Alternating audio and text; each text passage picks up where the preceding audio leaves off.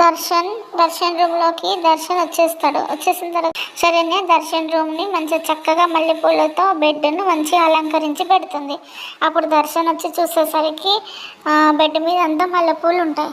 దాన్ని చూసి దర్శన్ అంటాడు కదా, ఏంటి శరణ్య ఇది అని అంటే, శరణ్య సిగ్గుపడుతూ మల్లెపూలతో అని అనేబోతుండగా దర్శన్ చెయ్యి అడ్డు పెట్టి ఆపు అన్నట్టుగా చెయ్యి అడ్డు పెడతాడు.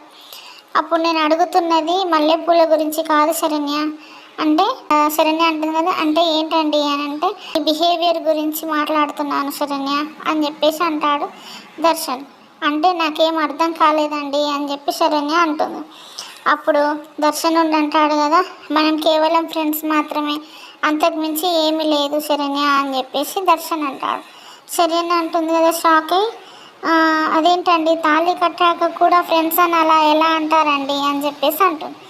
అంటే అప్పుడు దర్శన్ అంటాడు కదా, ఆ తాళి అడ్డైతే ఆ తాళి తీయడానికి నేను వెనకాడను శరణ్య అని చెప్పేసి శరణ్యతో కోపంగా అంటాడు. అప్పుడు పక్కనే ఉండి ఇదంతా గమనిస్తూ ఉంటుంది ఆనంద భైరవి. ఎప్పుడైతే దర్శన్ ఇలా తాళి తీయడానికి నేను వెనకాడను అంటాడో అప్పుడు కోపంగా అలానే ఆనంద భైరవి ఇలా చూస్తుంటుంది. అసలు ఏం జరుగుతుంది, నిజంగానే మారిపోయినట్టుగా యాక్టింగ్ చేసి ఇన్ని రోజులు శరణ్యతోటి ఇలా ఉన్నాడా, లేకపోతే ఇంకేమన్నా అయి ఉంటుందా ఏంటి అనేది అర్థం కాని పరిస్థితిలో ఉన్నా. అసలు ఏం జరుగుతుందో రేపటి ఎపిసోడ్లో చూద్దాం.